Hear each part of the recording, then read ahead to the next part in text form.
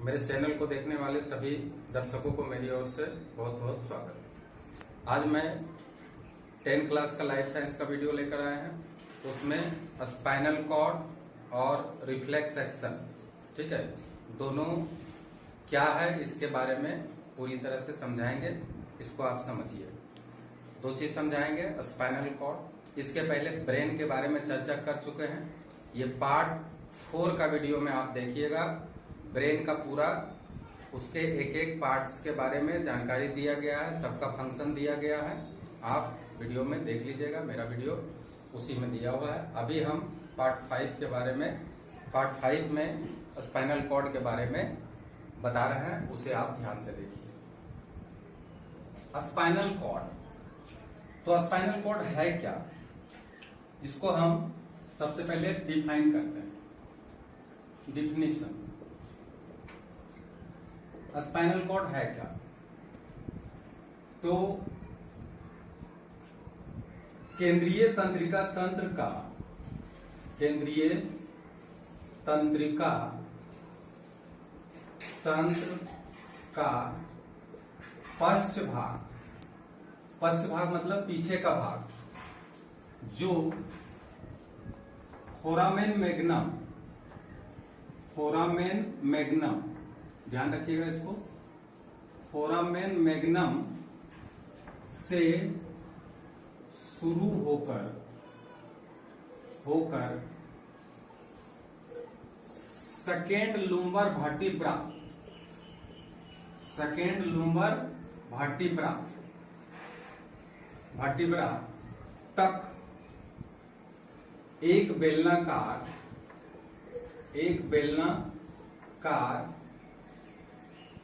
रचना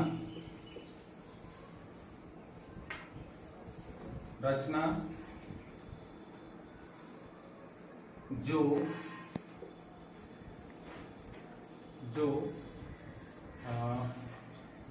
vertebral column, vertebral column के भीतर स्थित होता है, उसे क्या कहते हैं, स्पाइनल कॉर्ड। स्पाइनल कॉर्ड यानी जिसको कि हिंदी में क्या कहेंगे, रीढ़ रज्जु, ठीक है, रीढ़ रज्जु, रीढ़ रज्जु, रीढ़ रज्जु, उसे क्या कहते हैं, रीढ़ रज्जु। यहां लिखें रीढ़ रज्जु, इसको स्पाइनल कॉर्ड, स्पाइनल कॉर्ड कहते हैं, कॉर्ड कहते हैं, ठीक है। परिभाषा समझ में आ गया। अब देखिए, ब्रेन के बाद आता है स्पाइनल कॉर्ड। तो जिस भाग से स्पाइनल कॉर्ड शुरू होता है उस भाग को ही हम फोरामेन मैग्नम कहते हैं। एक छिद्र है, उस छिद्र से हमारा मेडुला ऑब्लंगाटा, जो कि ब्रेन का सबसे पश्च भाग है, वो मेडुला ऑब्लंगाटा जहां से खत्म होता है उसी स्थान पर फोरामेन मैग्नम होता है, जिस छिद्र से स्पाइनल कॉर्ड वर्टिब्रल कॉलम के अंदर प्रवेश करता है। और वो हमारा सेकेंड लुम्बर वर्टिब्रा, यहाँ जो कमर में है सेकेंड लुम्बर वर्टिब्रा, यहां से लेकर के पूरा यहां तक सेकेंड लुम्बर वर्टिब्रा के बीच में उपस्थित होता है। रीढ़ का हड्डी के अंदर जो भीतर में खोखला भाग है, उसी के अंदर ये हमारा स्पाइनल कॉर्ड उपस्थित होता है, ठीक है। इसको कहते हैं स्पाइनल कॉर्ड। देखिए, केंद्रीय तंत्रिका तंत्र का पश्च भाग जो फोरामेन मैग्नम से शुरू होकर सेकेंड लुम्बर वर्टिब्रा तक एक बेलनाकार रचना जो वर्टिब्रल कॉलम के भीतर स्थित होता है, उसे रीढ़ रज्जु कहते हैं। अर्थात ये पश्च भाग है किसका, सेंट्रल नर्वस सिस्टम का ही पिछला भाग है, ठीक है। एक फिगर में देखिए, जैसे ये हमारा ब्रेन है, ठीक है, ये ब्रेन है, ठीक। अब इस ब्रेन में ये सामने का पोर्शन है फ्रंटल लोब, और ये आपका मान लिया जाए ये मिड ब्रेन है, ये चलिए ये यहां तक पूरा ब्रेन है, ठीक। अब ये है आपका मेडुला ऑब्लंगाटा। मेडुला, ये पोन्स है, पोन्स, और ये मिड ब्रेन है, और ये जो है ये सेरेब्रल है, सेरेबेलम है, सेरेबेलम, ठीक है। तो देखिए अब यहां से जो खत्म हो रहा है मेडुला ऑब्लंगाटा, यहीं से शुरू हुआ, इसको कहते हैं फोरामेन मैग्नम। ध्यान दीजिएगा, फोरामेन मैग्नम। अब यहां से रीढ़ का हड्डी जो शुरुआत है वो अलग अलग खंडों में रीढ़ का हड्डी होते हैं, और ये रीढ़ का हड्डी के अंदर सुरक्षित होते हैं। तो इसके अंदर होता है स्पाइनल कॉर्ड। ये देखिए, ये जो लंबा धागा जैसा जा रहा है यही है स्पाइनल कॉर्ड, ठीक है। और इससे कई तंत्रिकाएं निकलते हैं, ठीक है। छिद्र जो होता है इससे कई तंत्रिकाएं निकलते हैं, जिसको स्पाइनल नर्व भी कहते हैं, ठीक है। इस तरह से वर्टिब्रल कॉलम में अवस्थित होते हैं। अब ध्यान ये देना है कि इसका जो सबसे निचला भाग है ये थोड़ा शंकु के आकार का हो जाता है लास्ट में। तो ये शंकु के आकार का जो भाग हो जाता है उसको कोनस मेडुलेरिस कहते हैं। इसका नाम है कोनस मेडुलेरिस, ठीक है, कोनस मेडुलेरिस। ये जो रचना है कोनस मेडुलेरिस, ये रचना है कोनस मेडुलेरिस। और ये जो लास्ट वाला भाग है, ये जो लास्ट वाला रीढ़ का हड्डी है, ये सेकेंड लुम्बर वर्टिब्रा। तो हम क्या बोले, फोराम मैग्नम से शुरू होकर के कहां तक चलता है, सेकेंड लुम्बर वर्टिब्रा के अंदर जाता है। ये है आपका स्पाइनल कॉर्ड, ये बीच में, और इसके बीच में एक नली रहता है, जो हम पहले भी थोड़ा सा बता चुके हैं इसके पहले वाला पार्ट में। इस नली को कहते हैं न्यूरल कैनाल, या इसी को कहते हैं सेंट्रल कैनाल। क्या कहते हैं, सेंट्रल कैनाल, ठीक है। और इसके अंदर भरा हुआ रहता है मटेरियल, जो मटेरियल इसके अंदर भरा हुआ रहता है उसको कहते हैं CSF। क्या नाम है इसका, CSF, यानी सेरेब्रोस्पाइनल फ्लूइड। अब थोड़ा सा ध्यान दीजिएगा, इसमें CSF हम इधर लिख देते हैं, CSF इधर हम एक बताते रहे हैं कि कौन कौन सा पार्ट है इसका, और किस पार्ट से कितने पेरिफेरल नर्वस सिस्टम गए हुए हैं स्पाइनल कॉर्ड से। स्पाइनल नर्व कितने हैं तो मालूम होना चाहिए। हम पहले भी बताए थे कि क्रेनियल नर्व जो होते हैं, जो ब्रेन से निकलते हैं, ब्रेन से जो निकल के पार्श्व भागों में जाते हैं, या फिर हम कह सकते हैं उसको कि साइड बाय साइड जो जाते हैं पेरिफेरल भागों में, तो उसको हम कहते हैं क्रेनियल नर्व, जिसकी संख्या 12 जोड़ी बताए थे, और स्पाइनल नर्व जिसकी संख्या 31 पेयर होते हैं। तो 31 पेयर में देखिए आपका कौन कौन सा भाग में कितना होते हैं। देखिए यहां से यहां तक ये नेक रीजन है, ठीक है। इसमें 8 पेयर्स होते हैं, 8 पेयर्स होते हैं। कौन सा, तो स्पाइनल नर्व होते हैं, स्पाइनल नर्व होते हैं, ठीक है, 8 पेयर्स। इस भाग का नाम है, इसको कहते हैं सर्वाइकल। क्या नाम है इसका, सर्वाइकल रीजन, ठीक है। तो सर्वाइकल रीजन में कितने हैं, 8 पेयर्स, ध्यान रखिएगा। उसके बाद आता है दूसरा जो भाग आता है वो है आपका थोरेसिक रीजन। ये भाग को कहते हैं थोरेसिक रीजन, ठीक है। तो थोरेसिक रीजन जो है इसमें आता है 12 पेयर्स, ठीक है, काउंट कीजिएगा 12 पेयर्स। थोरेसिक रीजन में कितना है, कभी कभी परीक्षा में दिया जा सकता है, तो याद रखिएगा 12 पेयर्स आता है किसमें, थोरेसिक रीजन में। और इसके बाद जो पार्ट है उसको लंबर रीजन बोलते हैं, लंबर रीजन या लंबर एरिया बोल सकते हैं। चलिए, लंबर एरिया में होता है 5 पेयर्स, 5 पेयर्स जोड़िएगा। फिर और एक क्षेत्र होता है जिसको कि लंबर रीजन है, उसके बाद आता है एक रचना। तो लंबर रीजन, इसमें 5 पेयर्स, और इसके बाद आता है सेक्रल, सर्वाइकल हो गया, थोरेसिक हो गया, लंबर हो गया, सेक्रल, सेक्रल एरिया। तो सेक्रल एरिया में फिर 5 पेयर्स, और एक लास्ट जो है उसको कॉक्सिजियल कहते हैं, उसमें 1 पेयर्स होते हैं, 1 पेयर्स, कॉक्सिजियल,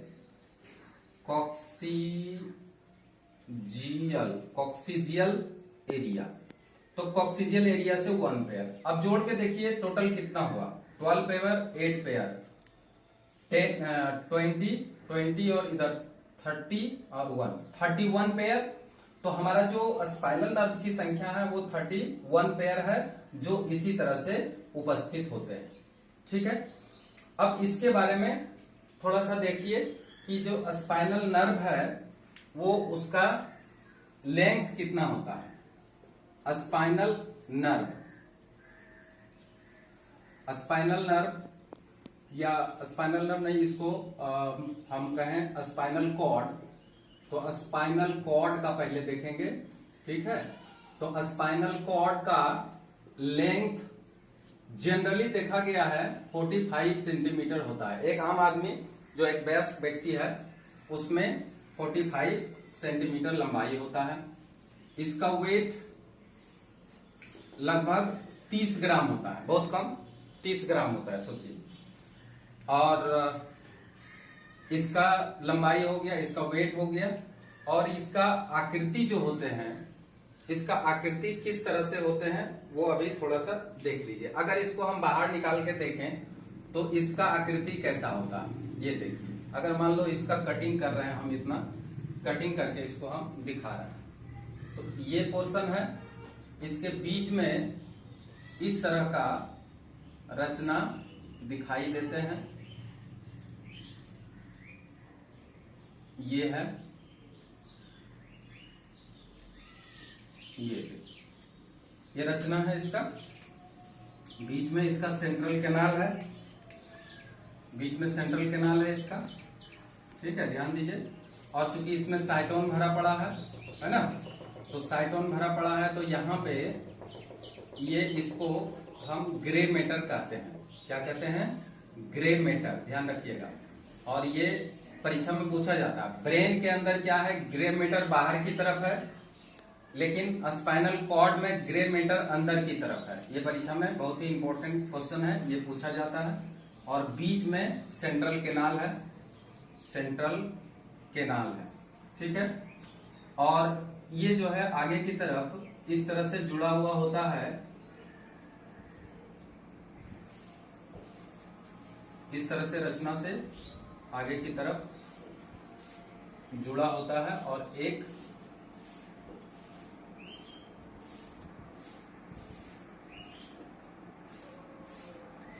इस तरह का रचना ये बनाते हैं, इस तरह का रचना बनाते हैं ये, ठीक है।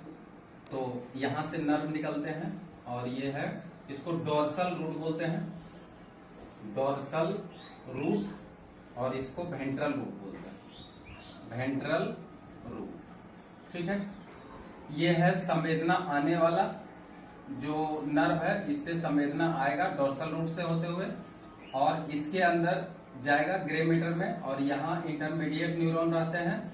ये इंटरमीडिएट न्यूरॉन जो है फिर संवेदना को मोटर नर्व के द्वारा फिर ले करके जाते हैं, ठीक है। इसका एरो देखिए इधर साइड से है, इसका एरो इधर साइड से है। तो ये इस तरह का रचना दोनों तरफ होता है, इधर का है ना, इधर भी इसी तरह का रचना होता है। इधर का हम बना ले रहे हैं। तो अब देखिए यहाँ पे क्या होगा, यहाँ व्हाइट मैटर होगा। ये जो पोर्शन हम लोग देख रहे हैं, ये खाली स्थान वाला, ये व्हाइट मैटर होगा। इसके लिए हम इस का प्रयोग करते हैं। ये देखिए, ये रेड है लेकिन इसको व्हाइट बोलेंगे हम, है ना, व्हाइट मैटर है ये व्हाइट मैटर है, व्हाइट मैटर।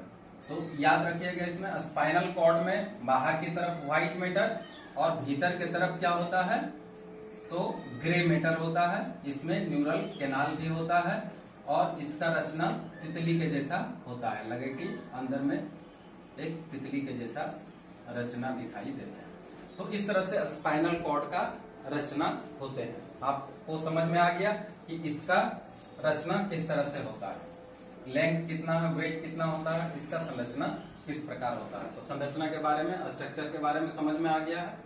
अब हम चलते हैं फंक्शन। तो स्पाइनल कॉर्ड का फंक्शन क्या है, स्पाइनल कॉर्ड का काम आखिर क्या है, आखिर ये स्पाइनल कॉर्ड करता क्या है।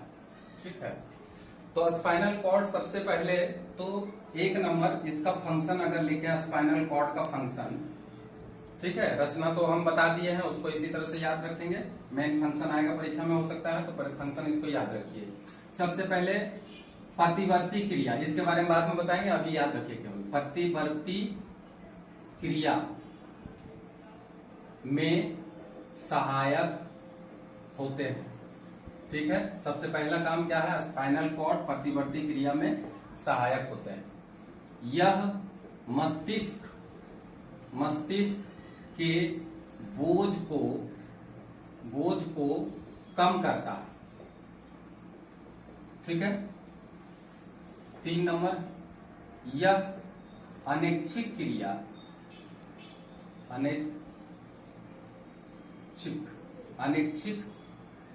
क्रियाओं पर नियंत्रण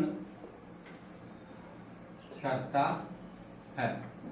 तो ध्यान रखिए, मस्तिष्क के बोझ को कम करता है, क्योंकि बहुत सारी क्रियाएं ऐसे होती है जो कि स्पाइनल कॉर्ड के द्वारा संपन्न हो जाते हैं, तो मस्तिष्क को उसके लिए जरूरत नहीं होता। ये मस्तिष्क है, ठीक है, तो इसलिए स्पाइनल कॉर्ड जो है उसका काम कर देता है। तो इस तरह से हम इसका फंक्शन देख लिए हैं। किसका फंक्शन, स्पाइनल कॉर्ड का फंक्शन देख लिए। अब चलते हैं हम लोग इसका स्पाइनल कॉर्ड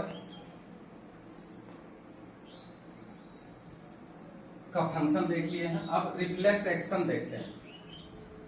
रिफ्लेक्स एक्शन क्या है वो देख लीजिए, उसके बाद रिफ्लेक्स आर्क देखेंगे।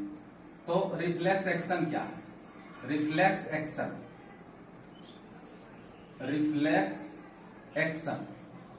ठीक है, रिफ्लेक्स एक्शन ये आखिर क्या है, रिफ्लेक्स एक्शन आखिर है क्या, इसी को कहते हैं प्रतिवर्ती क्रिया, जो अभी थोड़ा देर पहले बताया। प्रतिवर्ती क्रिया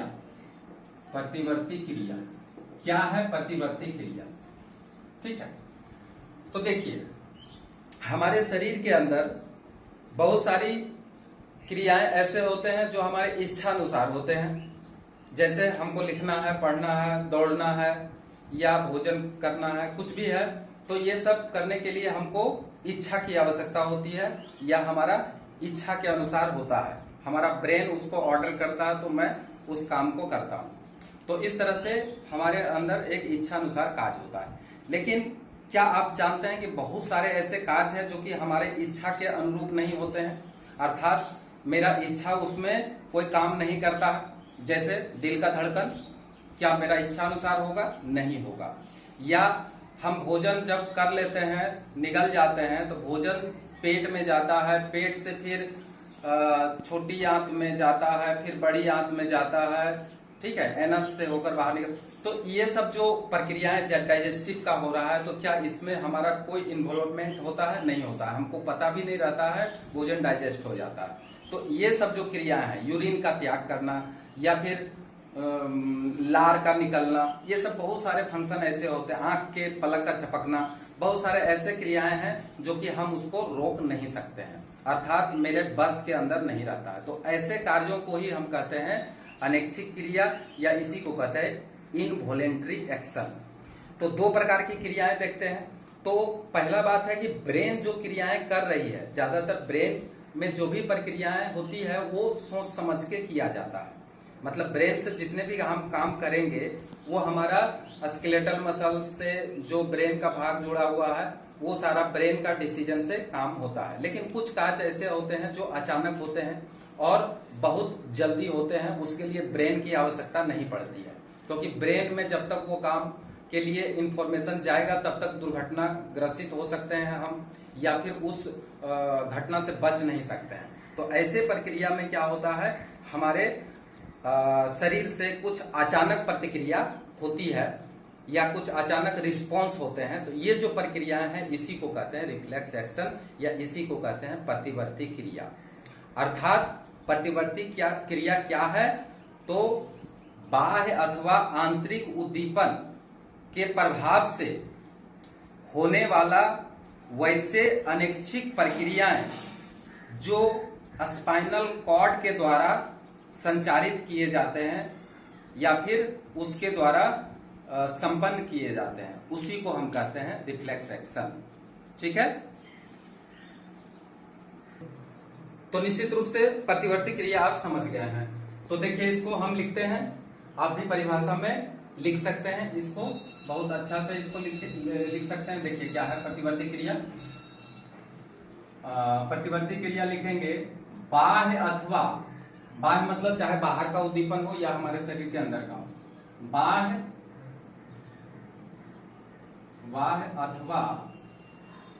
अथवा आंतरिक, आंतरिक हमारे शरीर के भीतर आंतरिक उद्दीपन, ठीक है, बाह्य अथवा आंतरिक उद्दीपन के कारण होने वाला वैसे अचानक, ये बहुत अचानक होता, अचानक अथवा हठात,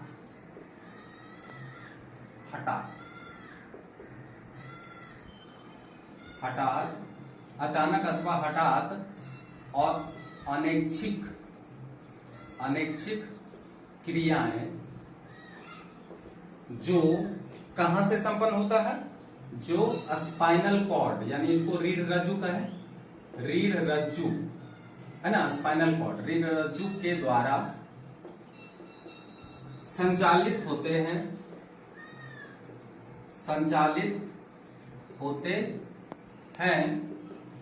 उसे क्या कहते हैं, रिफ्लेक्स एक्शन कहते हैं, उसे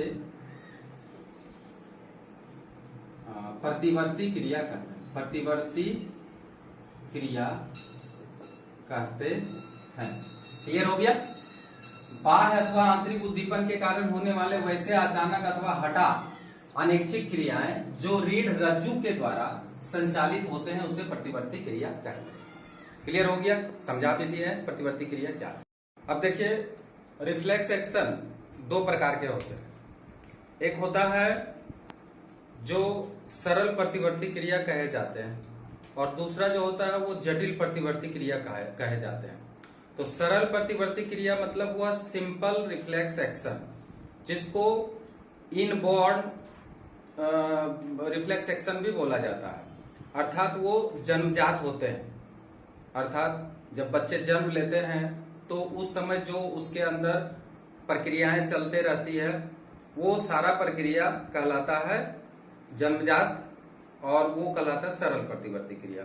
लेकिन कुछ प्रतिवर्ती क्रियाएं ऐसी होती है जिसको कि हम सीखने के बाद हमारे शरीर में घटित होता है।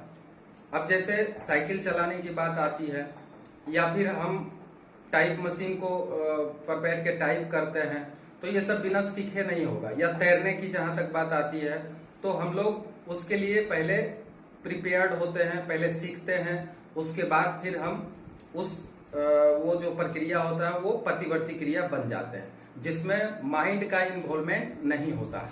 तो ऐसे भी तो प्रतिवर्ती क्रिया का मतलब ही हुआ कि माइंड का उसमें इन्वॉल्वमेंट ना हो, अर्थात हमारा स्पाइनल कॉर्ड के द्वारा जो क्रियाएं संपन्न करा दी जाए और बहुत ही जल्दी हठात करा दिए जाएं, तो उसी को हम प्रतिवर्ती क्रिया कहते हैं। तो ये दो तरह के प्रतिवर्ती क्रिया अभी हम आपको समझाएंगे।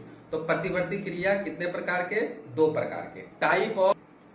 अब देखिए एक नंबर इसको कहेंगे unconditioned, unconditioned, unconditioned reflex action, reflex action. इसका दूसरा नाम है इनबॉर्न। इनबॉर्न मतलब बचपन से ही या बच्चा से, इनबॉर्न, इनबॉर्न रिफ्लेक्स एक्शन। तो इस तरह से अनकंडीशनड, इनबॉर्न और एक और नाम इसको simple reflex action, simple reflex action. तो इस तरह से ये तीन नाम याद रखेंगे इसको।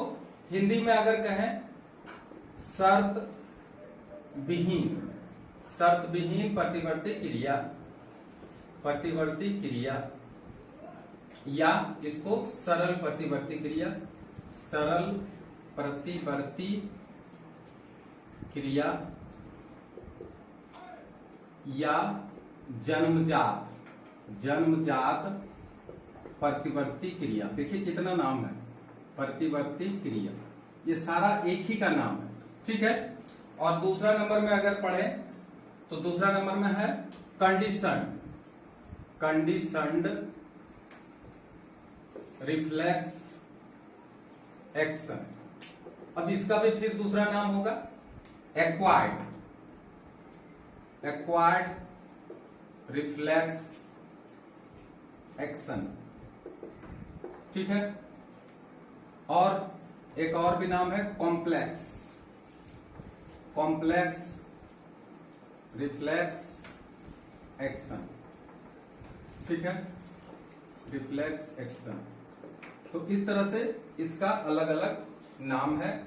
इसको कहेंगे कंडीशन, मतलब शर्तयुक्त, शर्तयुक्त, एक शर्त विहीन है तो एक शर्तयुक्त है प्रतिवर्ती क्रिया, या इसको कहते हैं एक्वायर्ड। एक्वायर्ड का मतलब होता है अर्जित, तो इसको लिख सकते हैं अर्जित, अर्जित प्रतिवर्ती क्रिया, या इसको लिख सकते हैं जटिल प्रतिवर्ती क्रिया, जटिल प्रतिवर्ती क्रिया।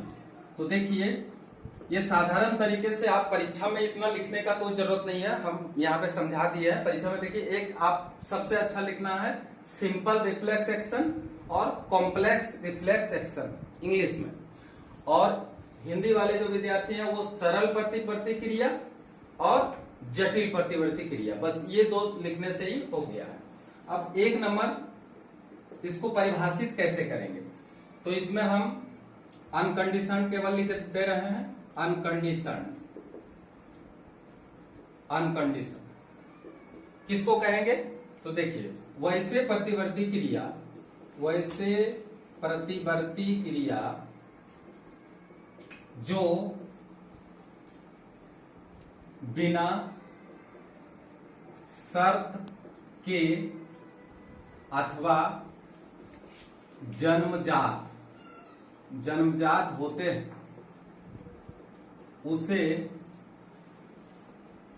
अनकंडीशनड, यानी सरल आप लिख सकते हैं अनकंडीशनड रिफ्लेक्स एक्शन कहते हैं, ठीक है। इसका उदाहरण जैसे हम देते हैं, जैसे आप समझिए कि बच्चे जब जन्म लेते हैं तो उस समय उसमें कौन कौन सी क्रियाएं होते रहती है जो उसको सीखना नहीं पड़ता है। सबसे पहले स्तनपान करना, दूसरा है श्वसन, तीसरा है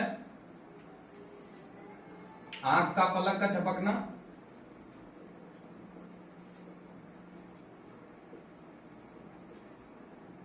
आंख का पलक का झपकना,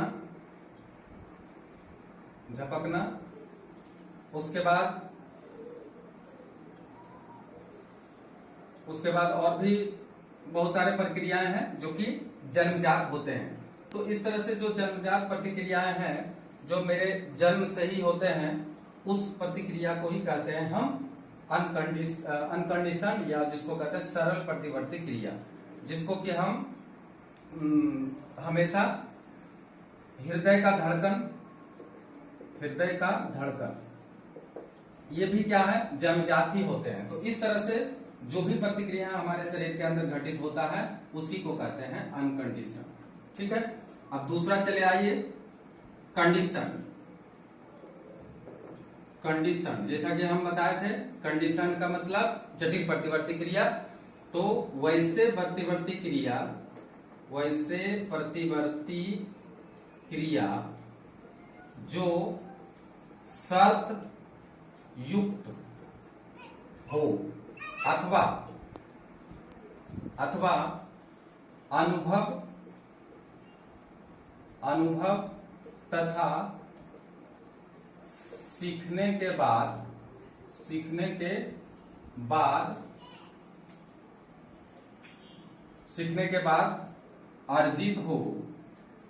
अर्जित हो उसे क्या कहते हैं, उसे जटिल प्रतिवर्ती क्रिया कहते हैं या कंडीशन कहते हैं। जटिल प्रतिवर्ती क्रिया कहते हैं।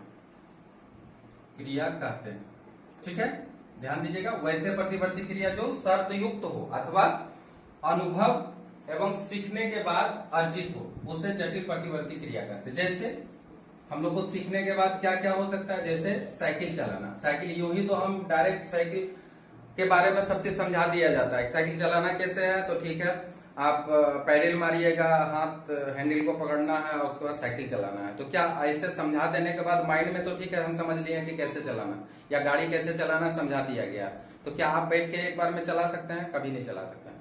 तो इसके लिए क्या होता है, सीखना पड़ता है, बैलेंस बनाना पड़ता है, सीखना पड़ता है। तो उसके बाद फिर क्या होता है, साइकिल हम ऑटोमेटिक चला लेते हैं। तो उसके लिए फिर हमको दिमाग का ज्यादा इन्वॉल्वमेंट नहीं करना पड़ता। लेकिन जब तक हम नहीं सीख चुके होते हैं उस समय हमारा क्या होता है कि शरीर को उस हिसाब से हमको क्या करना पड़ता है, ढालना पड़ता है, तब रिफ्लेक्स एक्शन डेवलप करता है। तो यानी ये रिफ्लेक्स एक्शन हमारे शरीर के अंदर डेवलप कराना पड़ता है।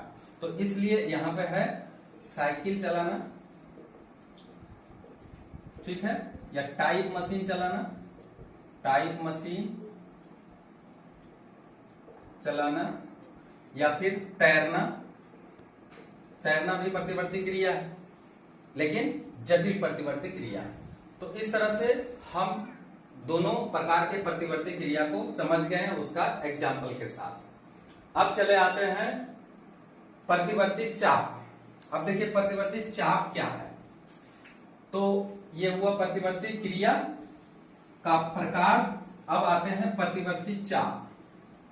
तो इसको हम किस तरह से परिभाषित करेंगे, रिफ्लेक्स आर्क कहते हैं उसको, प्रतिवर्ती चाप, प्रतिवर्ती चाप, इसको इंग्लिश में कहते हैं reflex arc, reflex arc, ARC arc, चाप।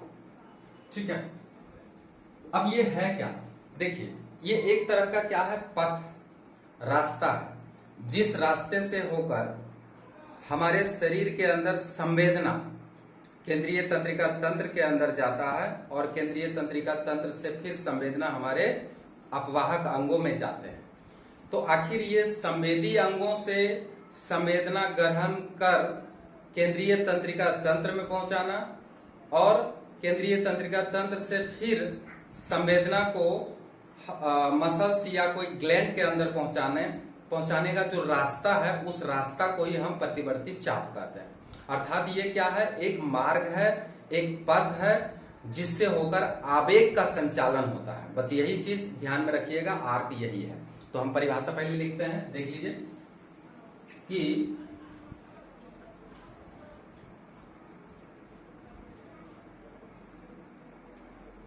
आवेगों का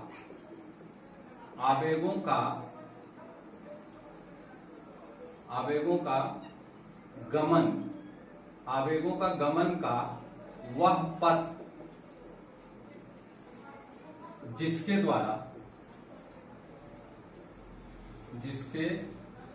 द्वारा आवेग वह पथ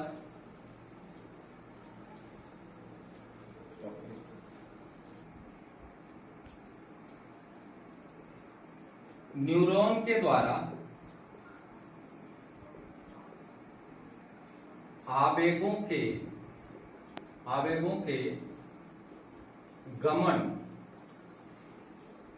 के पथ, न्यूरॉन के द्वारा आवेगों के गमन के पथ को ही प्रतिवर्ती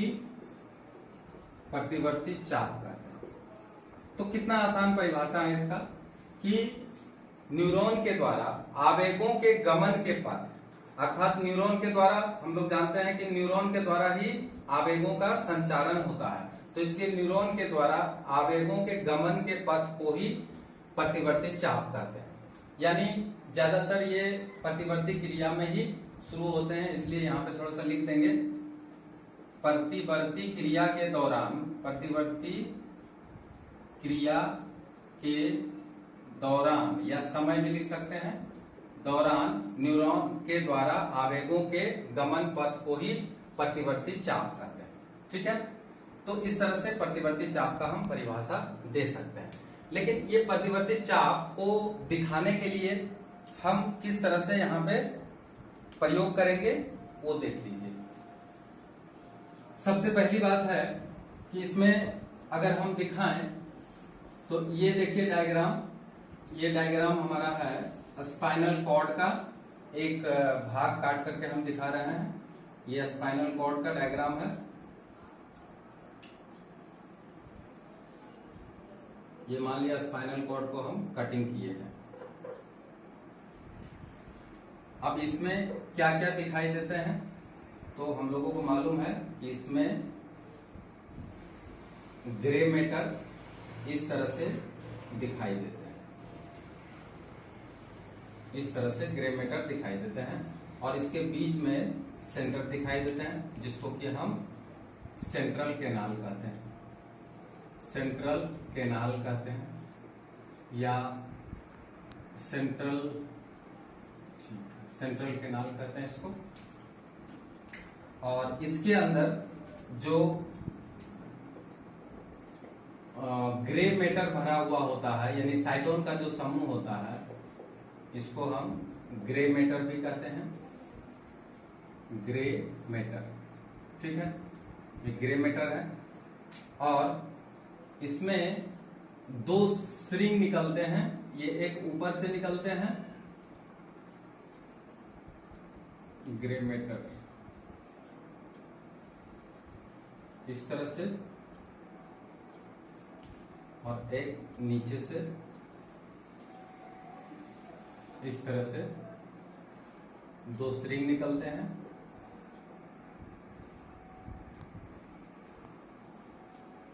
इस तरह से देख लीजिए,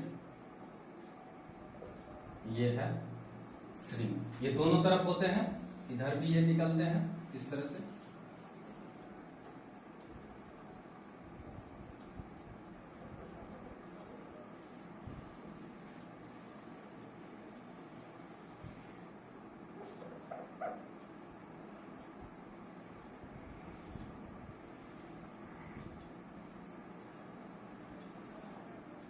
ये देखिए, ये है आपका डायग्राम, ये ध्यान से देखिएगा। और इसके अंदर ये जो भरे हुए हैं, ये व्हाइट मैटर है। व्हाइट मैटर को हम इस तरह से दिखा देते हैं। ये व्हाइट मैटर इसके अंदर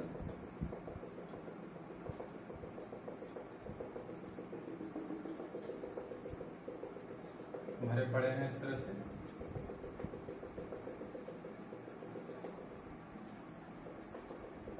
ये व्हाइट मैटर है, व्हाइट मैटर। ठीक है, और ये न्यूरल कैनाल है। अब देखिए इसमें आता कैसे है और ये किस तरह से काम करता है।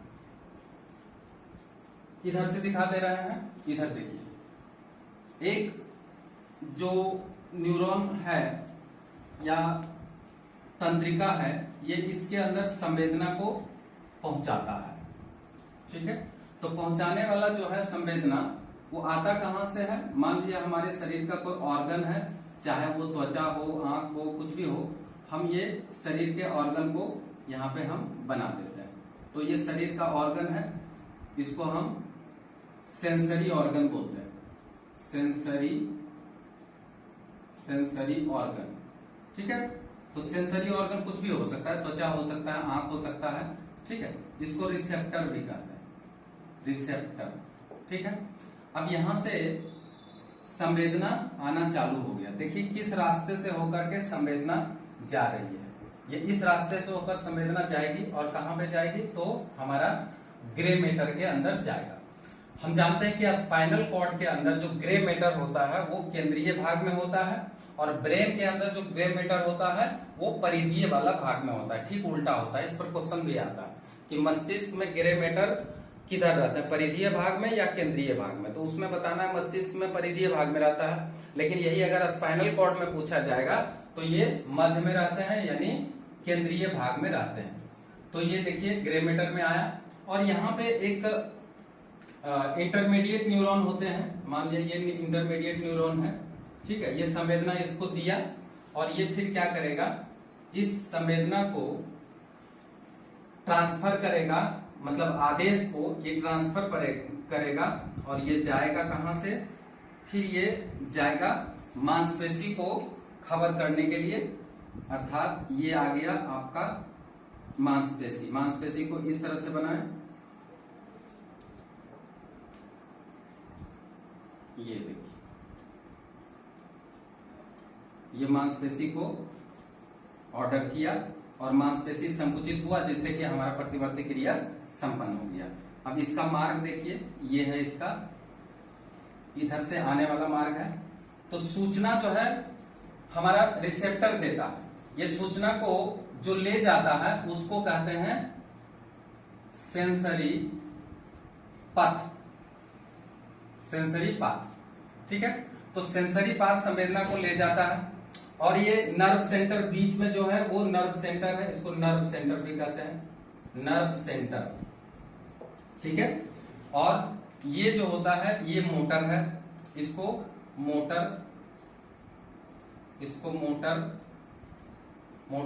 नर्व भी बोल सकते हैं, या मोटर पथ बोल सकते हैं, मोटर पथ। और ये आता जहां पर है इसको हम कहते हैं इफेक्टर, ठीक है, इफेक्टर। तो इस तरह से रिसेप्टर, सेंसरी पथ, और क्या कहते हैं सेंटर, नर्व सेंटर, उसके बाद मोटर, उसके बाद इफेक्टर। तो अब देखिए प्रतिवर्ती चाप जो है इसके कितने भाग हुए, तो देखते जाइए। नंबर 1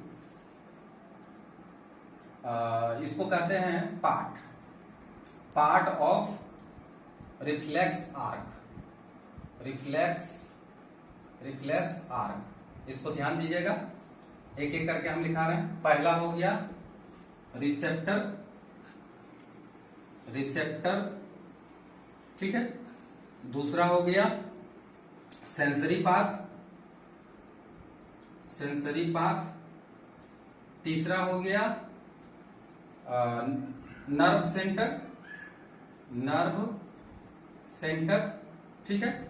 चौथा हो गया, नर्व सेंटर के बाद बताइए, मोटर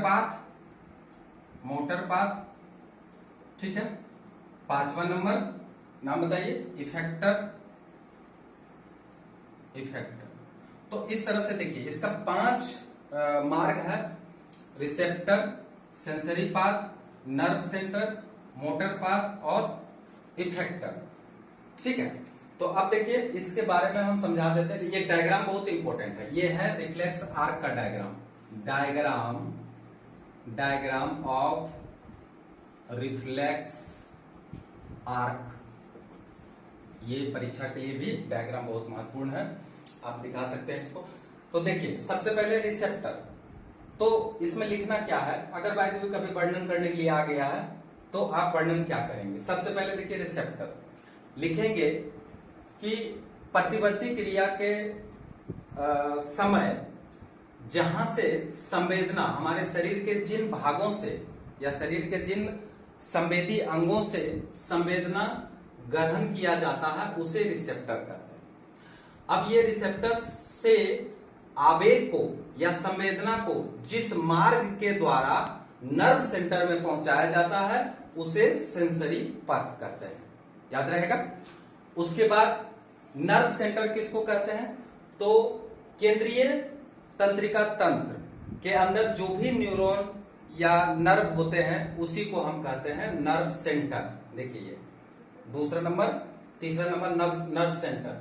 तो ग्रे मैटर के अंदर जो भी न्यूरॉन्स होते हैं, चाहे वो इंटरमीडिएट हो, मिक्स हो, जो भी हो, तो मिक्स्ड नर्व जो होते हैं वो मिक्स्ड नर्व यहाँ पे काम करेगा नर्व सेंटर का।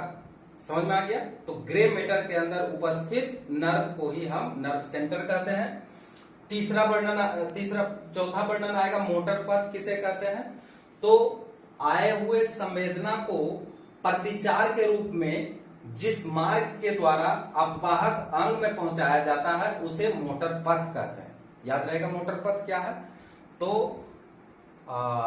संवेदी पथ के द्वारा, मतलब सेंसरी पथ के द्वारा जो नर्व सेंटर में संवेदना आता है उसको प्रतिचार के रूप में जिस मार्ग के द्वारा इफेक्टर में पहुंचाए जाते हैं उसे ही हम मोटर पथ कहते हैं। ठीक है, अब आता है इफेक्टर। तो मोटर पथ जिन अंगों को सूचना प्रदान करते हैं, गौर करिए अच्छा से, मोटर पथ जिन अंगों को सूचना यानी आदेश को प्रदान करते हैं कार्य करने के लिए, है ना, उसको हम कहते हैं इफेक्टर। यानी इफेक्टर में क्या क्या आ सकता है? देखिए मसल्स आ सकता है या ग्लैंड आ सकता है। ठीक है, तो यहाँ पे मसल्स है, हम ग्लैंड नहीं बनाए हैं क्योंकि ग्लैंड का जरूरत पड़ेगा तो वो ग्लैंड में जाएगा। अभी फिलहाल मसल्स का हम बनाए हैं। और ये क्या है? ये स्किन है। तो स्किन एक बनाया है, ये भी रिसेप्टर है। जरूरी नहीं है कि स्किन हो, कुछ दूसरा भी सेंसरी ऑर्गन हो सकता है, लेकिन फिलहाल हम यहाँ स्किन दिखा रहे हैं, यहाँ मसल्स दिखा रहे हैं। हो सकता है स्किन के जगह पे आई हो, नोज हो, कुछ भी हो जाएगा। और ग्लैंड, इसके जगह पर ग्लैंड भी हो सकता है। तो ग्लैंड नहीं है, यहाँ पे फिलहाल मसल्स है। तो याद रखिएगा कि यही है जिसको कहते हैं इफेक्टर। तो इस तरह से रिफ्लेक्स आर्क के कितने भाग? 5 भाग हुए। पांचों भाग के बारे में आप अच्छी तरह से समझ गए हैं और हम इसको डायग्राम में भी देख लिए हैं। अब जहां तक नाम है, नाम की बात है, तो ध्यान रखिए कि यहाँ पे एक जो रचना बनाते हैं ये गैंग्लिया है। इसी को गैंग्लिया कहते हैं। यानी यहाँ साइटोन का समूह होता है, इसको गैंग्लियन या गैंग्लिया कहते हैं, गैंग्लियन। ठीक है, तो ये गैंग्लिया यहाँ पर है। ये आपका इसको कहते हैं डोर्सल रूट। ये सब दिखाना पड़ेगा आपको परीक्षा में, क्योंकि यहाँ पे कम से कम 3 नाम, 4 नाम या 5 नाम, जितना भी कहेगा, 6 नाम मैक्सिमम आ सकता है। तो यहाँ पे देखिए व्हाइट मैटर है आपका, ये ग्रे मैटर है, ग्रे मैटर, बहुत सारा नाम आप दिखा सकते हैं, कोई दिक्कत नहीं है। ग्रे मैटर है, सेंटर कैनाल है, व्हाइट मैटर है, डोर्सल रूट है, सेंसरी पथ है, जितना मर्जी उतना दिखा सकते हैं। अच्छा, ये डोर्सल रूट है और इसको कहते हैं वेंट्रल। वो डोर्सल है तो ये वेंट्रल है, वेंट्रल रूट। ये वेंट्रल इसलिए कहते हैं क्योंकि देखिए जब इस तरह से हम खड़ा होते हैं तो हमारा जो स्पाइनल कॉर्ड है तो उसमें संवेदना जो आती है वो सामने से जाता है।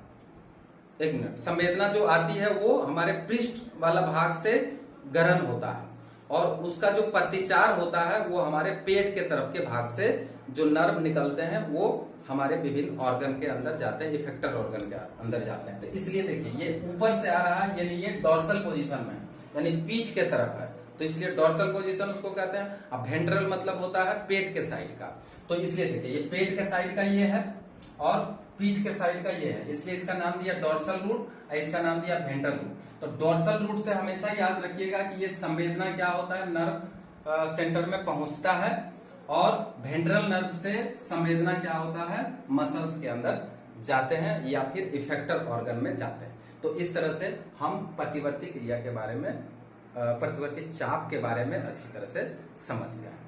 अब थोड़ा सा देखेंगे इसका इंपॉर्टेंस क्या है, अर्थात ये जो प्रतिवर्ती क्रिया होती है इसका क्या महत्व है। प्रतिवर्ती चाप का भी महत्व उसमें लिखा जा सकता है या प्रतिवर्ती क्रिया का भी महत्व लिखा जा सकता है। तो आखिर इसका इंपॉर्टेंस क्या है, आखिर प्रतिवर्ती क्रिया होता है तो किस लिए होता है, या प्रतिवर्ती चाप जो होता है इससे हमें फायदा क्या होता है। अब है प्रतिवर्ती क्रिया का दैनिक जीवन में महत्व क्या है सो देखिए। मेरे दैनिक जीवन में ये क्या महत्व लाता है, महत्व, ठीक है। इसका महत्व क्या है देखिए। प्रतिवर्ती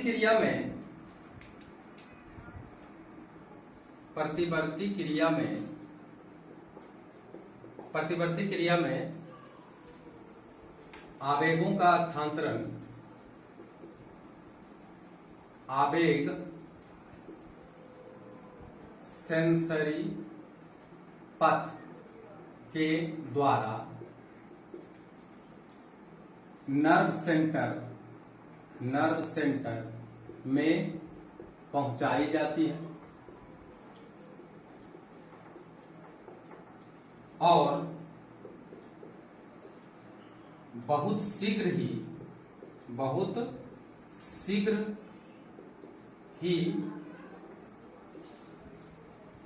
नर्व सेंटर के द्वारा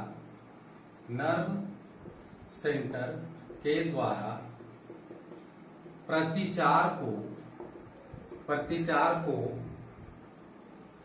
मोटर नर्व के पथ के द्वारा उसे अपवाहक अंगों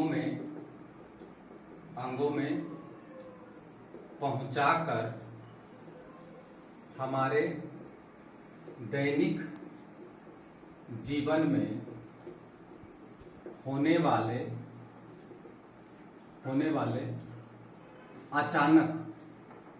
अचानक प्रतिक्रिया पर नियंत्रण कर हमें उपकार करते हैं। जैसे देखिए, जैसे दुर्घटना के वक्त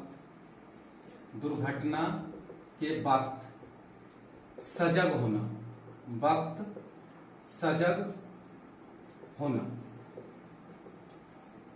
डर के समय हमें भागने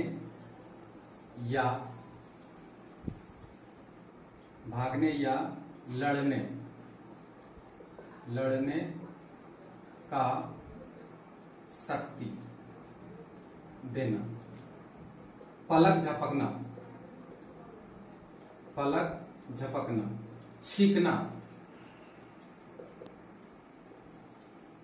छींकना, ये सब हम लोग रोक नहीं सकते हैं। ये सब प्रतिक्रिया क्या होता है, हमारा प्रतिवर्ती क्रिया के अंतर्गत आता है, जो कि हमारे शरीर के लिए अच्छा ही होता है, क्योंकि उससे हमारा उत्सर्जी पदार्थ शरीर से बाहर निकल जाते हैं।